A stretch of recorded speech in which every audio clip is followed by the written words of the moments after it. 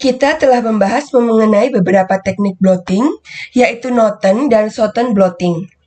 Apabila Anda belum menyimak video mengenai Southern dan Norton blotting, saya rekomendasikan untuk menyimak terlebih dahulu video mengenai Southern dan Norton blotting, sehingga video mengenai Western blotting ini akan lebih mudah dimengerti. Southern blotting digunakan untuk mendeteksi DNA, dan Norton blotting digunakan untuk mendeteksi RNA. Sedangkan Western blotting sendiri merupakan teknik untuk mendeteksi molekul protein spesifik di antara molekul protein lainnya. Sama seperti pada Southern blotting dan Norton blotting, Western blotting terdiri atas proses ekstraksi, elektroforesis, dan deteksi atau probing. Dalam proses ekstraksi, kita melisiskan sel sehingga memperoleh keseluruhan protein. Ekstrak protein yang telah kita peroleh merupakan campuran protein yang terdiri dari berbagai jenis dan ukuran protein. Kita ingin mengetahui apakah protein target kita terdapat pada sampel atau pada campuran protein tersebut.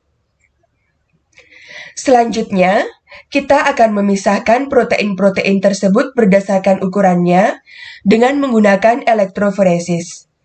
Elektroforesis yang digunakan adalah SDS page.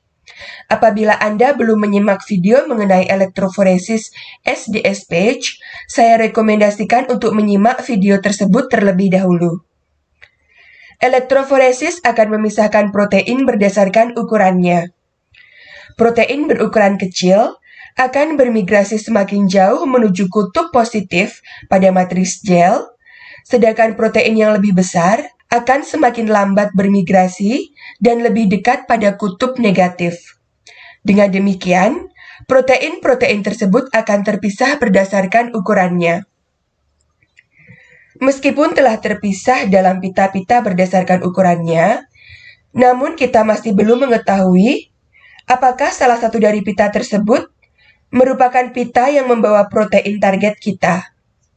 Untuk mengetahuinya, kita melakukan deteksi atau probing. Pada Southern dan Norton blotting, deteksi dilakukan dengan memanfaatkan hibridisasi basa-basa DNA atau RNA. Sehingga dengan menggunakan probe yang didesain dengan menggunakan komplemen DNA atau RNA target, probe tersebut akan secara selektif dan spesifik berikatan pada fragmen atau pita DNA atau RNA yang sesuai dengan komplemennya. Dengan demikian, kita mengetahui posisi DNA atau RNA target.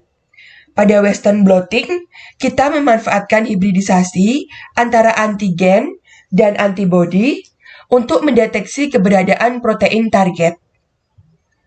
Untuk menjalankan proses probing atau deteksi tersebut, kita harus melakukan beberapa perlakuan. Namun matriks gel merupakan material yang rapuh sehingga rawan mengalami kerusakan apabila diberikan perlakuan-perlakuan probing.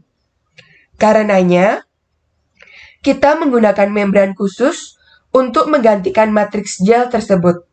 Melalui proses blotting, kita dapat mentransfer protein dari matriks gel SDS page ke membran.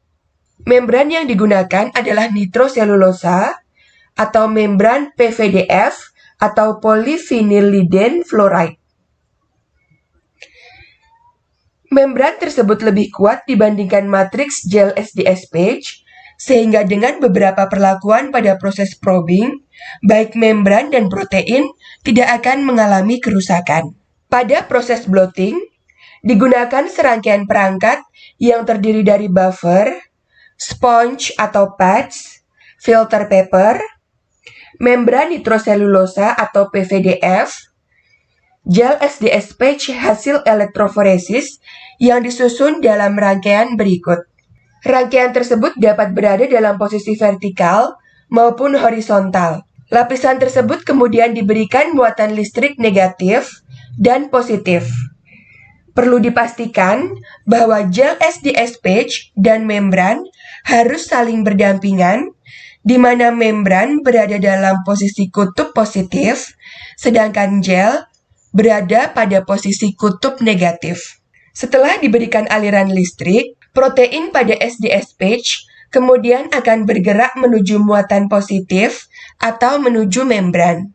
Setelah proses transfer selesai, kita akan memperoleh membran nitroselulosa atau PVDF yang telah mengandung protein yang tertransfer dari gel SDS page.